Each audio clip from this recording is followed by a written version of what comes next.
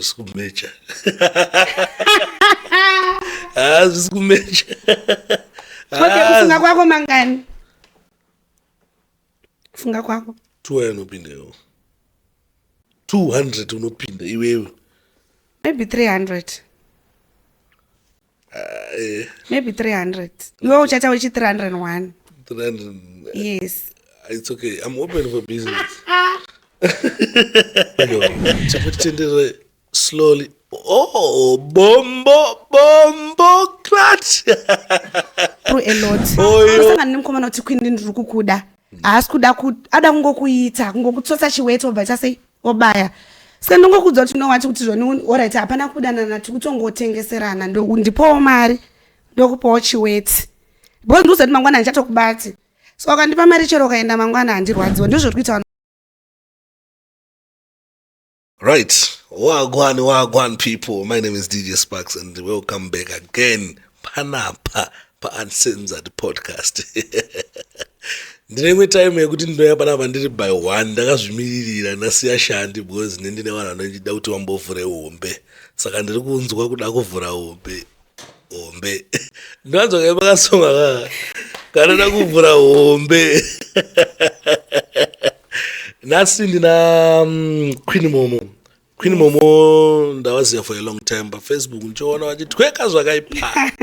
Vachitweka vachita sei kumadhanzi because what I know ndezvekuti a lot is going on in South Africa kumapromota kumaartist kumachichi vafana pavanenge vachienda kukoko pane zvinochitika zvakawanda. Saka nhasi ndina Momo anenge achimbondudza imwe information ezvinenge zvichiitika vafana vangu pavanoenda Josa. Queen Momo ndepi? What is say DJ Sparks? Nasi ndine a beautiful lady. Thank you so much. Masako ndebonda. Come on. Masaka yanga nosachizopfeka mabingo. Bonda kana kuti hey ndovhirikidzwa nawana. Saka uri sei naye Queen Momo? Usana chokwadi ndiri bo and I'm so happy to be here. Like it's not easy kuti ndigare nemunhu anenge wewe, you know. Thank you. Like I'm so like energy yangu yese yapera pandauya like now ansisina simba because I was so happy. Yeah man. But yeah, I'm happy ndiri bo. Right. Queen Momo satawanza kutaura. Ndachikumbiro 360 momboratidza vanawo. Like really andizopusha my I don't know. I know kupusha kotodzosera resident.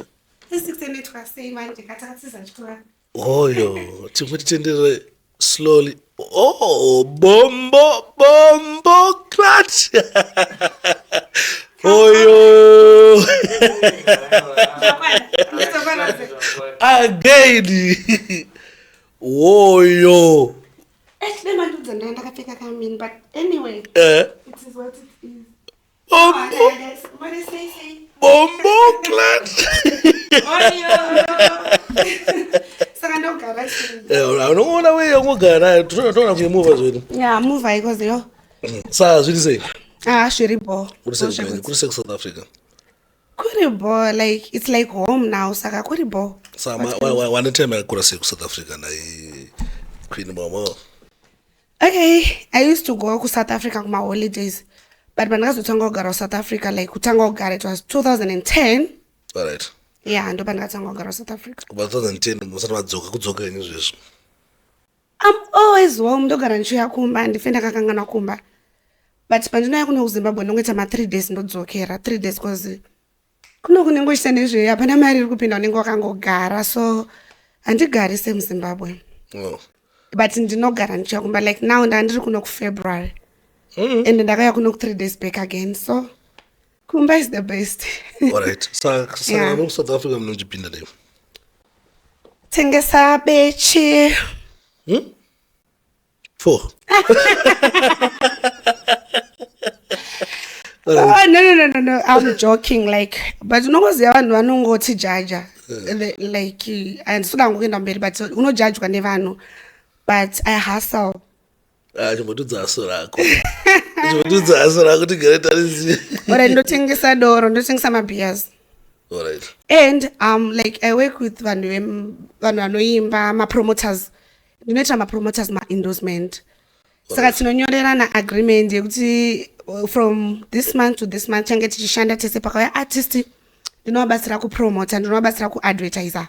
I'm good at advertising, especially entertainment. Because I love entertainment. Saka ndinotongovaitira ma-endorsement. Like kana pane show, ndongofonera Queen Momo tine show Durban, Cape Town wala titro endorsement. Ndova ndati isai mari yangu basa ndova ndakakandira ubva toti abo zvaenda. Ndaona endorsement maida muchitweka zvakaita. Mananga. Yeah, I twerk a lot. Saka ndime munozo hamusimiri muti maartist achingauya ndime zvinofamba ina artist uyu kana paine zvikunetsa zvari kuda munomupa. Naida pum. You know what? Like now, pane munhu aitombonyora shoni Queen, ma-artist akauya vanhu vanobhadhara ma-artist naQueen. But that's not it. Chii chinoitika? Ini ndinongoita ma-endorsement. Ndopiwa ticket rangu, ndobhadharwa mari yangu. Bia ndikaenda ndozvitengera ndega. Zvekuzoti hanzi kubhadharwa neartist. No, artist akati Queen ndokuda. Zvako hauri kubvuma kana kuramba. Handiti. But handidi kunyepa nditomboswebere kudhuze nema-artist. Kashoma. Even ma-pictures handitorwe nema-artist. Chokwadi ndakaona ma-pictures nema-artist. Kwanguri kudhara, not now. But mira ma-artist acho anotoudza mapromota kuti bhebhiri ndikurida. Like ni ndakatomboneswa nema-artist akawanda, ndichatauri mazita. Akawandisa. But ndaizviudza shoni, no guys, ma-artist ari kudai nini here kana kuti ari kunakirwa ne-endorsement yandaita. So from there I would not go. Sounds like somebody an artist you. Did you go to Kakuji again? I never told you. I was not an artist. What's going on? Nani, Umuta and some artist Akamboya and then Bamsamba Kandija, Nemua was known as a good ningi. Okay, Sparks, we don't tell the choke at the Bamir, right? And said that my artist Agadija, you one. I never did music. She must just snap but artist Agadija, you one. I know certain starting as a name but type PPM music. Dance Zim Dental. Some dance. Yes. That's the Kandija, and it's not like I hide him. I even post him. I saw security. No, no, post but I wasn't like you. Muno one day I can go and do not have Mazita. Muno Robe Savan, never can so kunzok. Well, it's a good talk to an artist one you. I swear to God. Come a promoter. My promoters and Nagana one, I can digital. Touch what? And Nagana one. But not all we are to Queen Yashimbo, like Gatide, so but no, in and one longer shady right to Danana never no sense and now because I was so good respect. Why did you put my basta? Because I respect myself. I respect myself. And I do not shanda navo, I teach Ganani, do not ramba. But not all we, but in do not ramba. And so on. So I'm a promoter scan. I did. But I'm shin one on. Akuna mapromota masvinu masvinu handisi but kwandiri havasi vasvinu kwandiri. Musvinu kuna ninga asi musvinu kuna kwandiri hapana. Uri kusati kupi? Uri kuDurban, uri kuSouth Africa, uri Cape Town? Ndiri kuPretoria. Unodzi yamwe mvesana Cheese Boy. Shout out to Cheese Boy. I know him. Not that much, but Cheese Boy is a good person. Like, I know him. I know him. Cheese Boy, the one who last. If friend, Muna, don't you? Simo music industry. Ane studio yake, anoita music yesungura, but Muna ane mari dzake mfesi yake. Anowira na Cheese Boy. Alright. Cheese Boy, the one.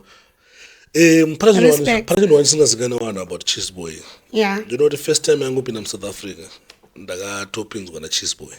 Really? First time I ngurira mu hotel, the Cheese Boy angabhadhara hotel yo. Yeah. First time I ngokwira ndege, the Cheese Boy angabhadhara ndege yo. Achirira. Zvakawanda zvokuti zvakaitika mu life mangu ininga. Zvakatangwa na Cheese Boy. Saka shout out kuna Cheese Boy, and the Cheese Boy ndomuda zvokuti mangwana. Okay. He's a good guy for Remunari, right? He's very humble. Mundu mukuru, but he's humble. Pretoria ndotoziva maengo to Pretoria boss ndaina unoona Cheese Boy. Sunside. Na Sunside. Anenge anogara mutown zvakandini. Angara ya mutown. Kunonzi Outrama. Outrama. Like kana toboy kana totoenda tonochila ipapo tonwa mabeers tozoti kubawa. yeah unoziya asi is it true kuti kujoza takutorewo ndikaenda takanowa neyo mabhiyazi tapedza ngomabhiyazi its auto hakuna nyaya dzekuti tingatikurukure takutongozivana kuti panapa tapedza kumwa hawa takunodyarana zviandoresa nevanhu okay let me put it like ende wakanyepa ipapo unondazoti nyaya dzedzongoita mashure dzekunyepa because izvi ndozviziya izvi inini handinyepe but ndichapindura side rangu I can't say kuti uri kunyepa kana kuti hausi kunyepa because to tell you the truth vanhu vari kushandisirwa bhiya that's the truth kushandiswa ndekuti kuiswa yes vanhu vari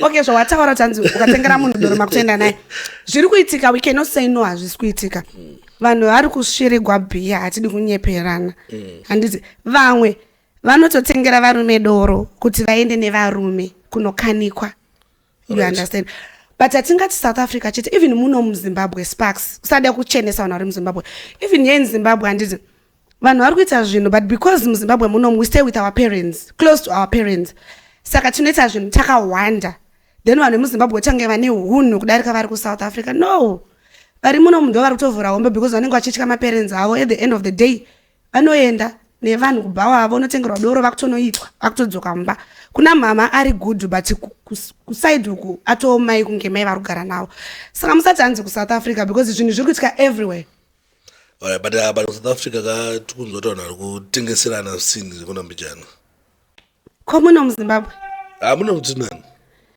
inini hangu I cannot answer like direct to that but chii chinee chamboita kuti munhu atengese sini pamwe anengaumero chikuitika kuti vanhu atengese sini like ndikupindura mazira andinoita ndinotamba negirls but wasati wamboomero izvi kusvika pakutengesa pakuti anoda kumbopinda patachila maybe zve 1 month kana zve 2 days 2 weeks ngombotsvaga zvokubohasina zvinhu zvezvi kupinda patouchline handina simba rachoni but mira ndikuudze chiri kuita kuti vanhu vatengese sini hakusi kuomerwa people are hustling vanhu vari kushanda kuSouth Africa they are working but chikuita kuti munhu azoti Sparks uko achiti queen ndokuda I cannot trust you Sparks unoshanda nevasikana vakawanda besides kushanda nevasikana vakawanda I will not trust you because I've been through a lot unosangana nemukomana kuti queen ndiri kukuda haasi kuda ada kungokuita kungokutsotsa chiweto obva chasei obaya saka ndongokudza kuti unowati kuti zvoni alright hapana kudanana tikutongotengeserana ndipowo mari ndokupawo chiweti because ndikuzoti mangwana handichatokubati so wakandipa mari chero ukaenda mangwana handirwadziwa ndizvo zviri kuita vanhu vazhinji because rudo chero chero ka wakambozviitira izvo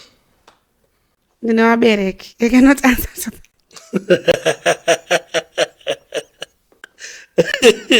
no alright panouya munhu ndiri single maybe munhu anachida nehapo ndoenda kubhawa ndinonwa doro pouya munhu oti queen ndiri kukuda vanga wandida nguva yemubhawa so kwandiri hapana rudo rwandina ndongokudza kuti no what ndiri kudawo mari right ndikuda mari tonoita madhiri mangwana ndikasakubata handina kukubata but zvino kuti asi mari yaunonakirwa nayo padhiri rakadaro ungonasangana nekubhawa nangokuti ano chimbonipawo obva unoda mari ingawe mari from 1000 rands watomboipiwa mari 5000 yes 1000 nengotaura like ukati 1000 ka techida kutoti tumbwawo tutitize because tumbwawo tonongoya kuti ndokuda unongochiti 1000 obva atiza neupenyu wake because haana mari but vanhu vane mari chaiyo 5000 unotopiwa because unonzi ndiri kukuda nhasi woitwa mangwana munhu otiza ndiri kukuda mangwana woitwa munhu otiza saka chingonipawo mari andiri kuda ndokwete ndinotengesa ndibvunza kuti mari yawakapiwa yakawanda iweyo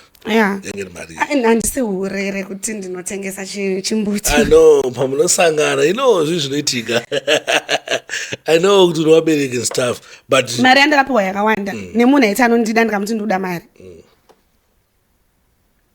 I don't wanna lie munhu andasangana neyo ndoti ari kunda ndikuda mari ndongomudza kuti ndikuda 1000 right 1000 and something like $50 and $50 you understand but vanhu vazhinji kavano ini ndaichokudza kuti ndikufixe utize mulife mangu because ndakati handikude ucharamba uchinditsoma right but handiti izvozvo ndinodanana handitengese chiweti ndinodanana but vanhu vandodanana nawo they support me vanondisapota handinyepa alright they do support me kuti mari handingatauri panapa alright una zvinoitika mulife kuSouth Africa tichinzwa nyaya dzichibva ikoko andikuona pane life painombooma yeah anditi vanhu vanotomboendana patouchline umbonoshanda kana zvengo hustling. It's hustling. Inini handindi patouchline, so how will I answer to that? Andisani ndamboenda patouchline for what? For what? For hustling. Which hustling? Kune mahustles akawandisa. I had a laundry shop. Ndotengesa sipo, vanhu vanondiziva ndotoziva, ndotengesa hembe, I'm a runner. So why should I go kutouchline? Handisi kushora vanhu vanoenda. But inini handina time yekuenda patouchline because I cannot do it. I cannot afford it. I have boyfriends. Right? I have boyfriends. Because my boyfriend actually is serious. Chinozoti tiite 2 avasi serious. 2 here kana ndo wakatowanda. Ndine 1. Wechi2 wacho kanyanza. Ndiwe. I'm sorry to say this, I'm joking. Andiri kuona. Ndine 1 boyfriend. Tachokwadi. Chokwadi pa Pretoria. Alright, mira ndudze. My boyfriend actually posta picture yako kana vari ku Pretoria ndudze my boyfriends toda kudade wakadi tachokwadi. I can have 2 boyfriends, but zvamai manje ndine 1 because vamwe vacho vari kutiza they are jiggering around. Vamwe vacho 2 vari kutiza sa une 1 zvino. Ndine 1 currently. Vamwe vacho vari kutiza. Wandinoda wacho ari kutiza maybe because I messed up. Ndakamesa ndini. Wait, wakamita sei? No, ndakamutuka ndakadhakwa. Alright. Yeah. Kutuka chini. Yeah, ndakamudza zvinhu singaite. Ndakamudza zvoni unokwirana nefriend yako, of which I was drunk. Friend yake musikana mukomana. Alright. But avakwirani. I was drunk. Yeah. Mama wanatanga, so ndiye wandinoto ipapo panyaya dzekukwirana nevako varume vega nevasikana vega dziri kuitika kapajosa because tumwe tungochanwa kuti zvizvi tunehisiri kumbobva pajosa. Even enzim nyaya yandiri kuramba ndeyekuti usati pajosa. What about Zimbabwe? Things are happening. Vanhu vari kuitana. Apa tuna manumbers akawanda. Manumbers acho ari kubva kuno kuZimbabwe acho. No. Ngochani dzakawanda South Africa kudai kamuZimbabwe muno. Okay, it's not like ndikumirira South Africa, right? But ndikuziva kuti zvinhu zviri kuitika. Watomu South Africa ine because mamiriro ari kuita South Africa. No guys, sadaro. Nondoengesa. Okay, let's say vanhu vari kunyengana ne. Let me tell you something. That handisi munhu ane ma-friends, vanhu vanotozviziva. I mingle with guys more than girls. So, pane vamwe vasikana ndakambotraya kutamba navo, right? But nendomba kwavo, then we had madrinks, takanwa doro tichifara. Iwe manhero asvika ndikati guys ndakuenda. Ndakatanga kufonera boyfriend yangu anodaira phone. Zvikanzi nevasikana, you know what queen? Kusandisikana nofonera boyfriend wako, we can just satisfy ourselves. Damn. Wagwan, ndakarwa nehana because handizvizivi. Ndikati kuti chizwa tongoitana torara, how? Tongodyanana torara, we can just lick our pussies, finger. Ndikati no guys, nah, I'm not into this. I cannot do this. Ndakarequestwa nekutokurumidza nekuenda. I don't judge, but I cannot do it. Sha. Mborenonaka. Zvekutodaro. Zvekuti kumusikana indonzwa kuti no man, I can't. Azvindinakidze kumusikana. Anditozvikona but vanhu vari kutoitana kunze uko. Vasikana nevasikana, vakomana nevakomana. Usatombobatwa gara nemusikana. Ndonzwa nekuspenkwa magaro. Hakumamiswa magaro kwete zvekutamba. Ndotopopota. Pandikapopota kamunhu anenge atorova atoenda. Ndoshanda nema-artist. Mashows mazhinji anoitika ndendiriko. But handisi munhu anoda zvinhu zvokuti ndoenda mberi zvinoonekwa. No, I can be just there pandendiri. But mashows mazhinji ndotoma-advertiser. You understand? But handisi munhu, ndiri munhu yekuti chero ndikaona vanhu vadaenda pamberi too much kudarika ini ndongosiya. I'll be on my own. That's how I do my things. Unotora chirorowa mhatsa. Vanhu vachitoenda wedrama loti. Vanhu vachitoenda, handiri kuona. Unotora vanhu vachitoenda, wagwana. Handiri kuona. Like the other day takaenda out nefriend yedu anga akadressa kunge like a tomboy. Akabva kuteleta achimhanya sonzi queen ndanyengwa nevasikana tumuteleta of which musikana. Handiri kuona. So vanhu vari kutozviita and I think zvinotovanakira because majority they don't even care about their boyfriends. Vanenge vachochema boyfriend yangu asati andifonera. Vanenge vachoti titori safe because tinokunamana. Andiona so support count yenyere pachiveko. Iweka Sparks chirungu taura neshona ndakatizwa chikoro. Alright. Tati number yevanhu wamaita nawo bonde so far tingaise pachii? Mune calculator here ndi-calculate. No. Atiti totiji 300 kuPretoria. Come on. 50 kuCape Town. Ngasipasa sandaitwa ini vanhu vakawanda. Support count pachii. Let's say 6. Asha ndichiri mutano. Look, I'm intact. Uda nditi 30 ndisinaitwa ne30 mofara. Ndoti 30. No. I know. Nyaya wataratidza kungoibelieve. 6. I don't believe. Wait, saka mune muchiendela sei pressure, like pressure yepajosa. Pajosa pane competition zvichiitika ipapo zvakawandisa. Kubva pasmart, kubva pachii zvese munezvifambisa. I like that question. I like it a lot. Okay, as for Queen, Queen Momo, like manondozva anondidezva achita, that's my name. Inini kukotsara chokwadi ndine munhu one asina pressure. First, I don't do makeup. Ndiri munhu wekuti pakaitika show I go the way I am. Handina pressure kuti ndoda kuorder hembe kunodhura kana kuti ndandine vanhu vandotamba navo ne. Vanoti madress ma 2000 ma 3000 but nini whatever I have I just put on and go out. Handina kana pressure. Ndiri munhu wekuti handitombo even ndiri one I can go out and have fun ndotodzoka kumba. Zvakawanda kutaura chokwadi ka ndiri munhu asina basa nezvakawanda. I just want to be happy, have fun. Ndodzokera kumba zvokuti hanzochena darika ini no. Inini ndiri queen ndasiyana noMsa because titori nemasters tu akasiyana. Zvinonakidza yasizvo zvinonakidza ende zvoti pressure ndingakachena no. Inini chobuda mba ndotozvidzwa kuti I'm okay. I go out, have fun and come back home. Saka zve pressure ngatisire vamwe. Yes, the queen level. Okay. Zero queen rakabva kuvanhu. Okay, like pandakatanga kuita zvema endorsement music. Pane mufeso ndakatanga kushanda naye. I don't mind kutaura zita rake because and I always say his name. His name is PJ. Nemunhu ndakatanga kusenza naye. Akangonditi zvone queen. Unoziva kuti the way yaunongoita zvinhu it's like you are a queen. And I'm always alone. I have friends but kazhinji chero mubhawa vanhu vari pama meeting then ngori one day ndozvanangojaira. Queen Momo titro my endorsement. Come on. Saka urikona ndopakabvira zita rekuti queen. My friends hangu aingonditi queen because ndiri munhu asingade kuudzwa zvekuita. Ndofarira kuita zvinhu zvandinishida. Chero ndakati ngatite so ina handizvifarire. I always excuse myself from others. Because handifarire zvekungonzi ngatiitei. Oda kulead iwewe. I don't want to lead. Then ndida uleader ndine crowd. Ndinofarira kuita zvinhu zviri kunditira nguva iyoyo. You understand? Zvekunzi ngatiitei so kuteerera mhomo. No, I cannot do it. So even my friends akawanda handina. Because I want to be on my own. I want to do zvinhu zvinondiitira inini kwete zvekunzi mhomo ngatiitei izvi ngatidai so no totopesana. So I'm always ndo vanhu pakatanga kuti Momo she's a queen. Pandasvika pese kuti ndona kuti queen. Wagwana ndatoone zita. Ndopakabva zita rekuti queen. Anturwana. Because I'm always doing my own things. Chero vanhu vakaita zvinhu zvekuita sei chero kubhawa. But the queen wacha hono yetu manjuzu tumachi.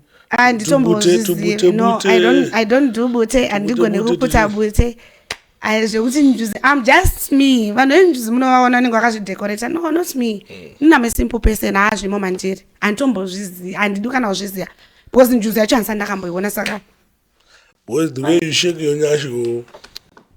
Tombondisira music. Sorry. As you ndisira music tibo. I love dancing. Una pane sekuru wangu ne. Wenzi sekuru sai vaiti nditi queen. Unongotamba chero news since I was young. Unotamba chero news unotamba. I love dancing. Apa ndapera. Ndaitamba zvekutodaro. Samuna makore mangani kune? I'm 32. 32. Yeah. The 6 my body count. Muri pa Pretoria. Sikumecha. Sikumecha. Okay, kufunga kwako mangani? Kufunga kwako? 200 unopindewo. 200 unopinda iwewe. Maybe 300. Maybe 300. Iwe uchata uchi 301. 300. Yes. It's okay. I'm open for business. Sparks wana mudibudza ichokari. Ko nyadzi nombo.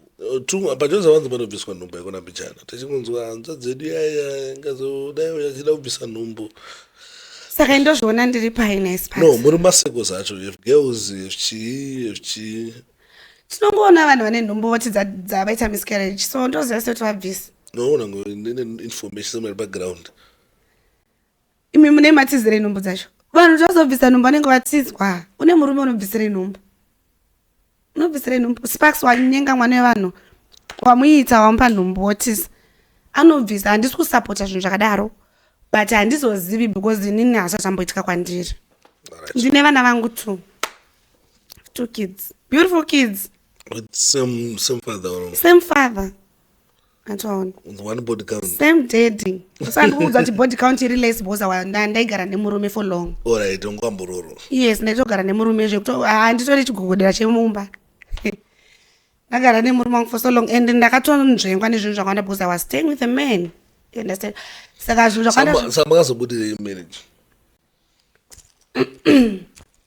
okay murume wandaigara naye murume angari right, I don't want to lie, but I was young.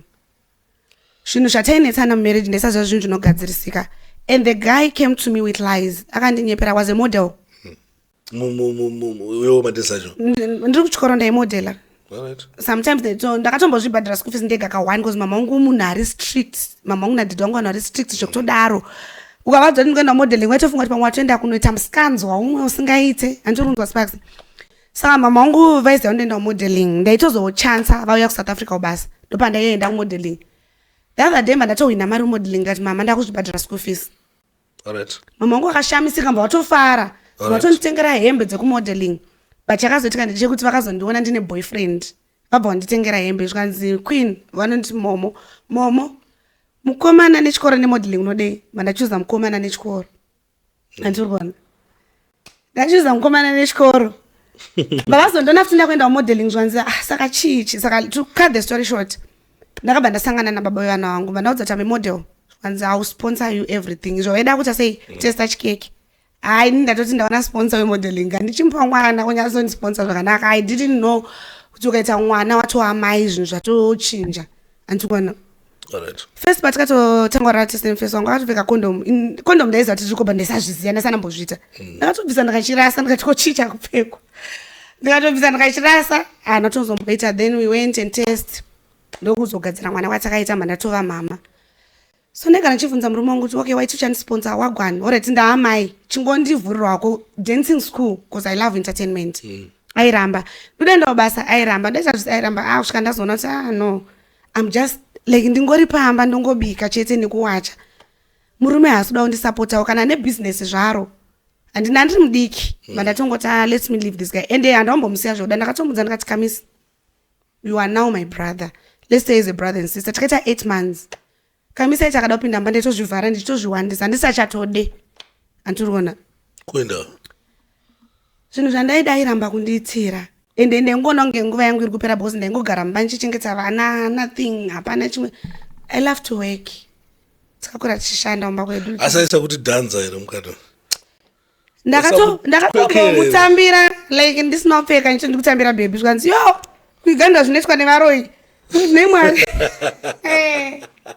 asakasizimabweni nze Ugandan chinzwa after 3 years ndopakazoti Queen mbonitambira ndakati wakanditi kuiganda zvinoitwa nevaroi I will not do it because I think zvakamunakidza but akabva panika kuti asimusikana ada kundidya kana kuti because ndakatamba ndiri naked ndisika ndikusexerawo munhu wangu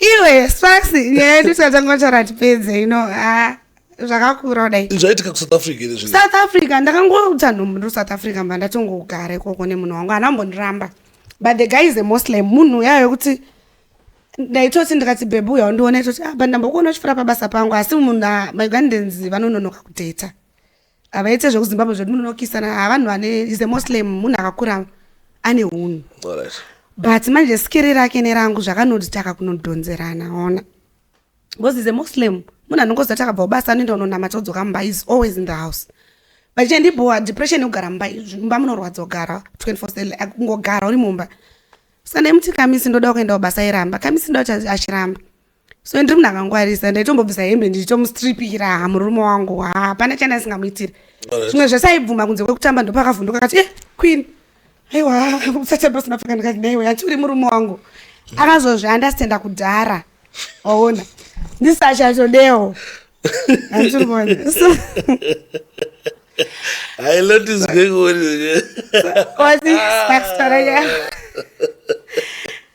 taura yako useka andotokuza alright. so ini ndasachatodewa kusora chwa takaita 8 mandakanyasomugasa pasi ndikati kamise unoronga zvinhu zvako wega aironga zvinhu zvako wega ndachizobata tsamba utatumira mari kuuganda ko inini ndomuti kamisa sei uchitumira mari sinaundudza akatenga imba muSouth Africa akabirwa mari abirwa mari ndopakazonditi kwini ndabirwa mari kwabirwa mari chirudzi kamise wakadi kundudza uchiri kuita zvinhu aiplana ega ndopa ndikazomuti now you are my brother and he thought I was joking ndakaita 8 months singarari tese vazondibatira banga achida chinhu ndikati ndonibera chinhu changu hazviite because ndaizudza ndikatongorana naye tadzokerana ndikati haundibayire chinhu changu hazviite so munhu andaitaura naye mwana wadhedhi vangu my brother handikataure nezita ndiye wandaedza maproblems angu chiti nandichade murume atopotsa ndibaya nebanga ndopakati pabanga pakunetsa kana iwe uchita uchade ibva ndokubva kwandakaita but we cooperate saka vana ri kupi ndiye nawo tinotogara nevana tese vanouya kwandiri vomboenda kwaari we exchange apa ndandine vana ndisandauya kunoko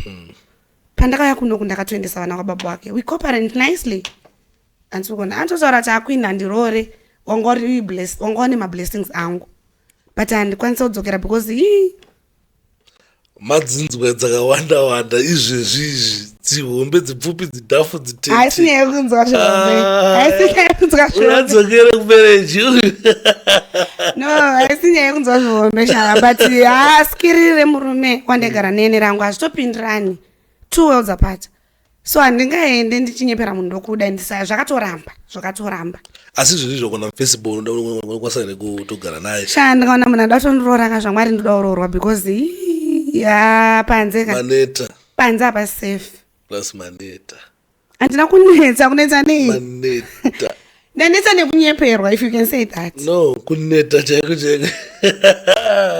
panze apa handikuda kuroorwa ini but pfungwa dzotika kana uri wega anenge utori bo saka unamupesa akaita sei kuti akuroora anofanira kana munhu akaita sei maybe pana nongona ngo aitonakirwa newe waitoona hausi munhu akashata zvako wakatinakiriri nani pana vanhu anongoita sei mafesi okay inogona ndoda mufesi akadeso but handimuhani pamwe aripo hapana chingotaura unoda mufesi akapusa wekuti anokwanisa kusiya uchitweka no uchiita sei ndoda mufesi anondinzwisisawo right mufesi wekuti tinopindirana pavibrate but hakuna I've been looking for those people havako sparks handidi kukunyepera vibrate ndiripipi ndine munhu anoda kufara I love entertainment vanhu vakanzwa munhu achiti anoda kufara unofunga kuti ihure ini handinyepa handisi munhu wekuti ndonorara pese pese no kufara nekuhura zvinhu zvakasiyana vanhu vari mudzimba vari kutorohwa mbutu vari kutorohwa chinhu uri kunzwa azviriyo zvoniwe mama enda unofara enda kumashows ari kuhura ndokumisipota vanhu kunoita zvinhu ndosaka no ona zvoitika katachiziva zvikuitika zvoti no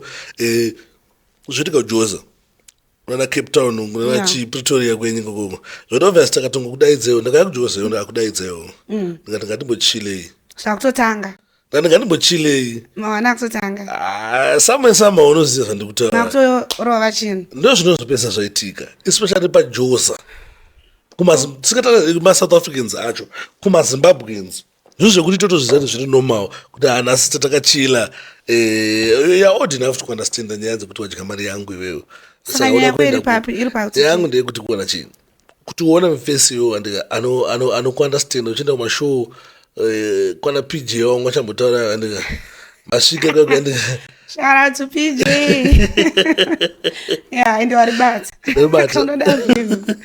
masvika kwakandika mari wacho dance kana maybe kwai artist ningi maybe ndinomufarira artist wacho atoriwo bhoo futi pastyle yacho mamwe mabeers madrinks maita sesi andika mafindipfuwa akwira saka kuti ndiwane munhu anondiroora zvinonetsa because we know kuti pamenda kumashows okay let me tell you something after ipapa kunodyiwa munhu anoda kungokuroora no matter what vakaonda vanhu vatanditori navo out vakatoroorwa vakatochata vatori mudzimba saka imimi matsotsi manje ndimunoda kutotarisa kuti queen ari kufara saka handingambomite wife material ko varimo mudzimba uri kuziva here kuti havasi kusinika vachinorohwa chinhu aiwa angona kuyoka but anotoita zvekuchanza zvozvo manje unongozoti wabuda Friday ndodzokera kumba Friday asandambo exceed ndakatobuda nhasi ndotodzokera kumba nhasi wangu well kuno kuri kuZimbabwe nhasi ngani nhasi Wednesday if I'm not mistaken Wednesday ndika yeah ausikuenda kumaShwede Shwede haisi Thursday ndikuda kutoenda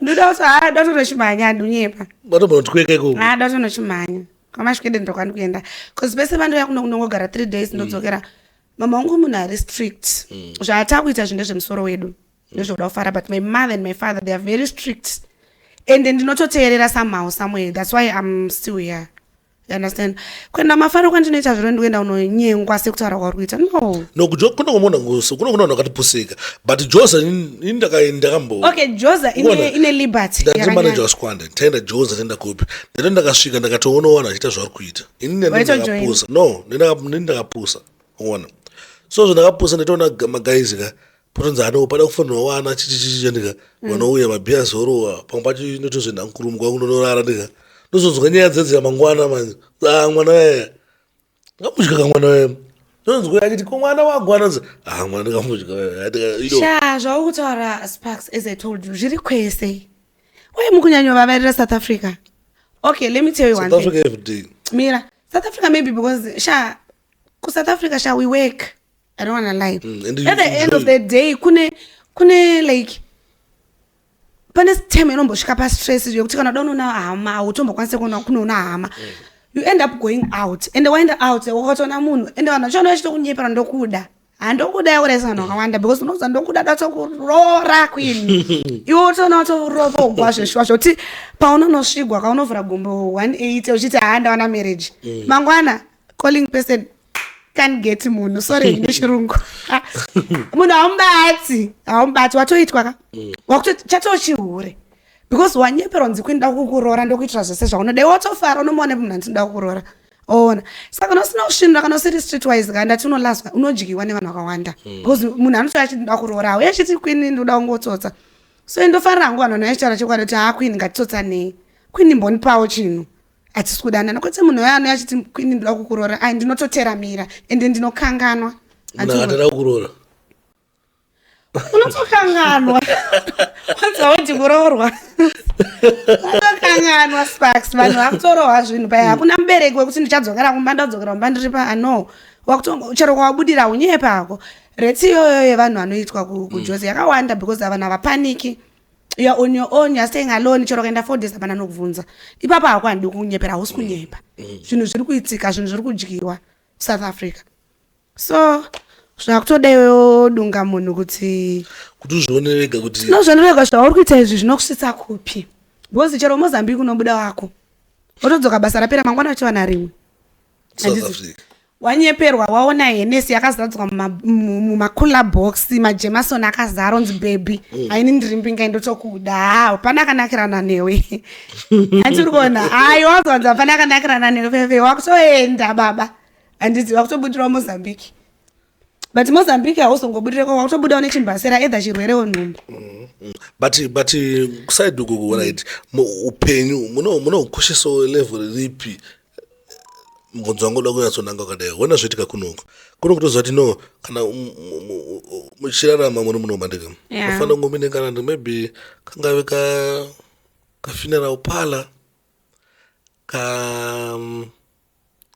ka medical aid insurance waisiya sa ikoko kuona maZimbabweans mazhinji ari kuSouth Africa iwo vachizvikoshesa zvinhu zvekuti maybe one day tichazofa kati one day tichazoda kudzokera kuZimbabwe tinowaka tinoita sei shout out to Mimi rapedza ndine mwana sisi yangu anonzi Mimi ne uya like vanhu vanototi tiri matwins but mwana wasisi yangu chakakura tese mudiki kwandiri maybe ne 4 years 5 years but totoenda mwana wakainzana nongoziya so mama wangu akayo South Africa vasisi ati guys munofanira kujoina mapala funeral policies takatotora mari dzedu tobuda mumba tasvika pagedhi repamosva naMimi but queen kuti kangodya mari shamwari takafaka vanhu vanototiviga hapana vanhu vachatozosashora ndakabadira 2 months chete 3 ndikafona ndikati Mimi handetonowa doro because hapana tichangovigwa hatiri kuona saka vanhu havazvikoshesa nditori mumwe wevictim takatodya mari ndatombobhadhara 2 months but Mimi was right ukafaka pane pamushandisiya muchatongondiviga saka zvimwe zvacho kamuchazviona tafa because hapana but tatotanga kudya mari nanhasi even ni handina kana insurance but zvakutaura kahashi nemusoro ndogona kutonojoina no ndakutenda ndakutonojoina Great Hope ndakaenda because ana Great Hope aripo ende tozona zvinhu bozi kona chi ndakuta sendo ndichida kubvunza zvimwe zvisangana nema Zimbabweans vapacho almost tanga contribute selling ende vanhu vanenge vachitonyeya panhamo kuti zvakaoma mari chiramba kubuda kuti uende kuZimbabwe vanhu vakawanda vafa but zvinenge zviri ipapo ka anenge ari mawani atidunyepa saka vanhu havazvikoshesa right bozi patamba pressure ndozviziva kuti pajoza vanonakidza vanhu alright beside zvekuti muchakafa mumbone pfungo here kuti one day ndichazosetla kuZimbabwe ndozoenda kugara kuZimbabwe and everything ndakati ingori isusu hati kunakirwa okay pfungo yekuti ndichazosetla kuZimbabwe inogona kunge iripo but it's not that easy because mind you ukabata mari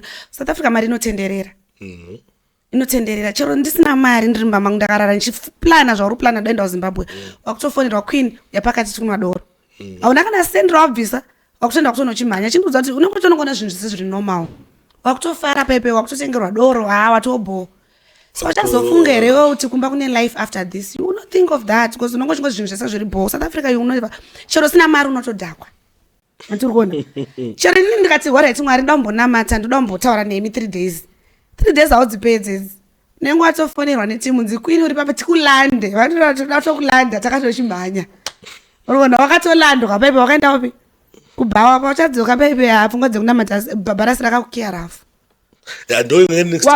wakutozvitsvagira mari yekubvisa bhabharasi yaya vaiva kudhakwisa hapana kana una unobata atirikona saka unogara uri kumashure because uri kutogara uchidzoserwa mashure but uchibvoenda kumberi unotaura kuti hapana mari andabvisa yedoro handizvi but yebhabharasi uchatongotsvaga sadza nenyama yekuti ubvise bhabharasi uchatongotenga nemari yako saka watospenda masavings aya wakutomapindura kutongotora so I don't wanna lie, it's not easy pakaipa it's not easy life yekusouth Africa ukaitedzera I don't wanna lie ndopakuzongouya wakadai so wakatasa mudenga pasina chawaita because kunzima alright boss imeni yangada kubvunza ndochitanje kuti ndambonamata tata chichichichi because ndona angano vazhinji vanenge vachiti vanenge vane vana vari kuSouth Africa vachiti mwana wangu anotomera shuga andase but hapana mwana anombobvunza mwana wake kuti zvoni asi ko kucheche muri kuendere pane nguva munomboenda kucheche kana kuti watomboti tingabvunze iwewe at personal level vamwe vanhu vari kuenda kucheche zvongoti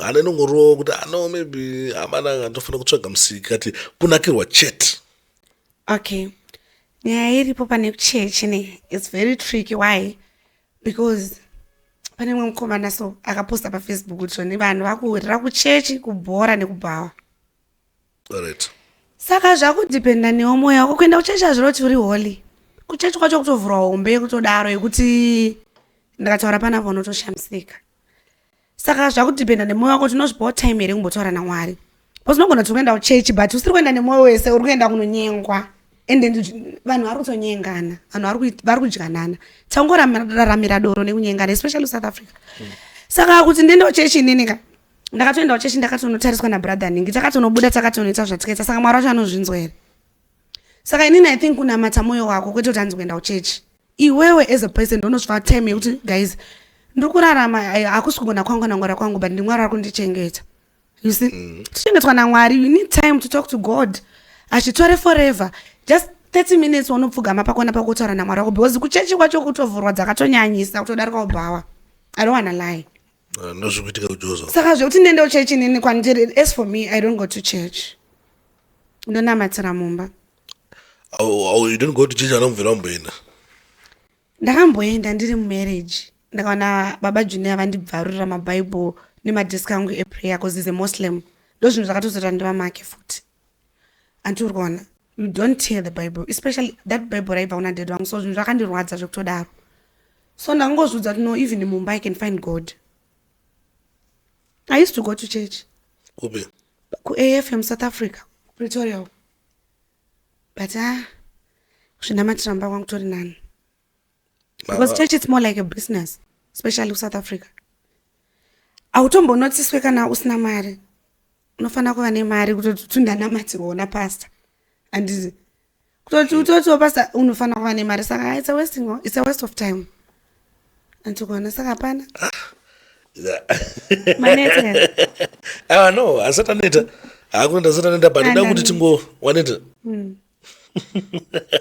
ananeta waneta nekutsara kwende kukobvunzwa umandibvunza Sparks ungewe mutsvene mana usadaro guys. Okay, go on. Anzukeyo mtshe no wona ini ndikubvunza iwe wandika but ndikubvunza fundisi try kunzwisisa life ikurarama nemafellow Zimbabweans pa South Africa ukona because isusu atisona no yakho ndafanga ndapedza yona South Africa 2018 yeah ukona but zvandakaona ipapo panguva endaendawo nezvinhu zvatochifunga ndozvikuitika nelife maramene ngichiti kuna wangwada kuenda kumaZimbabweans ukona wafana kuziva zvinhu zviriko kuti katakuuya toye kuti tizoya tiri prepared kacho takarova inonzi jiya kuti bulletproof boita chizati kuti mabomba asapinde ndizoti ba one but da kuti mbozi kuti life iko kune mbavha futhi toziya mota but tine musikana tachinyanya kubvunza idunya dzetikona vasikana but kune mbavha kune mashop dambo maPretoria one imwe life ikuramba nemaZimbabweans boy nyadze magasha mashop dambo andisive auziya I don't know ndikudze mazita ona ndotoona shop dambo yeah yeah tazopinda muPretoria nekupinda msouth nekupinda muCape Town shop dambo andisive I don't know kwadzisa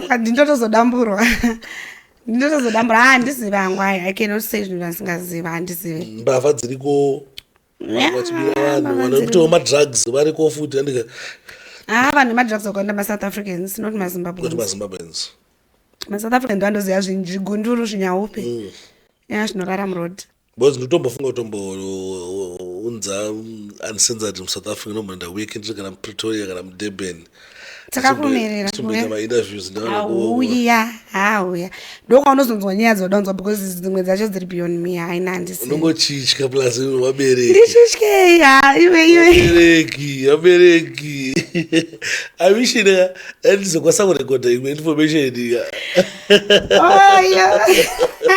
aizokwanisa kurekodha imwe information tadzima makamera but still I think nyaya vabereki vanotyisa vanozofunga ndo zvandinichiita nyaya ndinotori nadzo hobo but vabereki vanozofunga kuti queen ndo zvari kuita ufichi no nyaya I'm streetwise I've been with people I stay with people I live with people tinoona zvakawanda tinoona zvakawanda even muindustry yandiri ne we work with my artist zvinoitwa nevanhu unotonatsoona kuti ini nangu handina pressure yekudaro but unotoona mumwe munhu anogona kutokuvenga tiqueen sai achidiwa nemapromota no I keep myself to myself handirari nemapromota ndinoita zvebasa but vazhinji vacho vanopinda muindustry votiitira maendorsement voitira maendorsement vorarwa hauchadedzwa kuti mangwani ini ndongoramba chidedzwa because I keep myself to myself I keep my pussy saunofunga kuti zvoita uyambo chidedzwa nyaya kuti inyaya kuti ona handikwirane nemapromoters andirikuona handikwirane navo ndinoita zvebasa ndosoka chikudaidza until now andirikuona ndingatozo kuti ndisashande nepromota anonge atoti seuri kushanda nepromota nhingi uchishanda neni so ndavaudzwa kuti guys hamundibhadhare every month inini handipa mari ndewandoshandira ukatondoona ndasiya ndendatosiya because uyo anenge aita jealous kuti kushandire nauye ushanda neni no ndoshanda newe hausundibhadhara pemonth kungondibhadhara ipapo saka handipa mari ndewandoshandira ndokuzosiya kwacho nditopinde izvezvo nditone message andasenderwa yeendorsement ndida kuitwa izvezvi nerich and famous wambonzwa nezvayo yes auda kutoitwa endorsement right now D-Vibes oyo nalarisha ratidine vibes atonipa basa izvezvi why because I respect myself so mwasikana nozobhekana semoma chigara aripo no I respect myself ndoziva zvandinichida nonyengerwa kure yes kutonyengwa navanhu vandoshanda navo that's why tichingogara tichishanda tese because handinyengwi ndoramba saka kundudza kuti kunyengwa anenge ndamboitaura nyaya tisati avhara ino inokuti wanete stuff but saka kundudza kuti weapon yekuti urambochipiwa mabasa muindustry uri musikana I don't sleep with them kusarara nevanhu vanotokuti tingati ndikarara newe ndichakurespecta Sparks will I respect you no nofana undirespect so how we gonna work zvebasa ndezvebasa kana zvatongo nelove mukati hapasina respect hazvichatobudi sa iwe uri kudza mwasikana kunzo kuti ngawasaiswe kokunongo wari kunyimwa basa because waramba kuiswa unoti chinowaudza haufa wakaudza munhu kuti aiswe because vanhu vanotoda kuiswa aufokarambidza muni ndikutaura kuzvandiri ndakazvimira sara zvanhingi but ko unoti kudini ona kuramba kupiwa mabasa just because hakuna zvakadaro hakuna ezvinozvi vasikana ndovanotooffa beche kuvarume kuti vasikana ndovari kutooffa to tell you the truth ndine vanhu vasikana ndovanotoenda kuti datomborarwa neuchero one night wararwa hausisina dhiri hausisina value but vanozvidawo ndo handisi kuti ngavasape aiwa chisi chinhu changu ndo chandomaneja vanhu ngavaitwe zvekuti handisi uri kuona so uri kuseka unoseka usadaro eloko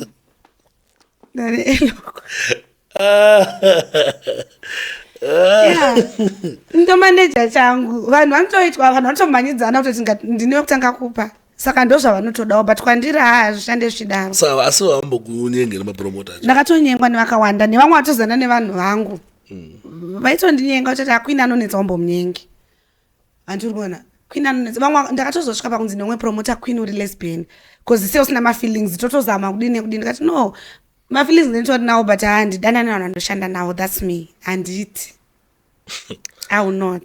All right, thank you very much. Mune Zimbabwe tatina Queen Momo panapa tichimbonzwawo mashandiro anoita music nemapromota kuSouth Africa nelife ikurarama paSouth Africa tichingopike 1 2 3 things zvekuti zvinogona ngovhurawo mumwe munhu pfungwa kana nguratidza vamwe vanhu picture yezvinhu zvezviita se zvinenge zvichiitika panapa paUncensored. Saka Queen, thank you very much nekuuya panapa. Next time I'm going to take shorts. I don't know. I'm sorry. I'm very happy. Iwe? Big, I'm not over. I'm not on. Don't be saying oh, no, it's now pay. The box and the tennis box. I'm joking. I'm sorry, but I don't want next time to end a next time to end a right. Mabvira. Imagine next time to be a Pretoria. Sha, unonokutora iwe. Unozwa vari machiti vanhu vandachibhotara nooffer ndikatokuoffer pum ndokuoffer because I like you are the best for you handokuoffer handokupa ukangouya chendokupa ku5 star futi ndinonobhadhara kwete nemari yako ndinonobhadhara zvamwari ukasauyawo ilosi yako because ndakuoffer pamberi pevanhu zvivindi ndakutonorambwa but handokupa. Wow, you are different. Oyo, ukasauya Sparksy ava wanako ndikadzoka kuno kusatauya Pretoria zvadhakwa for real zvamwari asi ndakauya Pretoria like totoita live kana usingatotyi tongolikisawo vanhu vari kulikisa vanhu tongotrenda zvakafanana usiri ufande kupi watimanya. Alright, Queen Pretoria mune Zimbabwe nhasi nani naQueen Momo. Thank you very much for supporting nekuyamba muchingoona mavideos edu kana muchinge musina kundifollowa paFacebook kana mafollowa DJ Sparks ZW then makaenda paFacebook paQueen Momo. It's Queen Momo andini? Yes, Queen Momo. Molina Mulilo my Facebook, sorry. Molina Mulilo ndo Facebook page rako. Yes. Saka vanhu nokufollowa ipapa. Please, yeah. Then kuna na TikTok TikTok it's Queen Momo. Queen Momo. Yeah, but ndichagadziwa chances one but ndochikuconfuse vanhu. Alright. Yeah. So guys, mwina munofollowa Queen Momo kuna mamwe platforms ese pa Facebook. Molina Mulilo. From Molina Mulilo. Munoona zvinhu zvichiitika ikoko. Vanenge vachine same vibe. Vachitweka. It's a link. Saka kana uchingochi tuna kuYouTube usina kusubscribe, please do subscribe. Usupport kwene zvatinouya nazvo each and every time patino uploada zvinhu zvinyowani tinokuigira malatest nyaya dzakasiyana-siyana diversity yama1 panapo tinouya nerealities of Christ, tinouya Uncensored, tinouya neMy West at Break, tinoita matrending story each and every week. Saka guys garai makasubscribe. Kuna TikTok tiriko takazouyawo nimwe naInstagram takauyawo wangosearcha DJ Sparks ZW unotifollowa zvakakosha futi izvo zvatinenge tiriko. With that, we are out.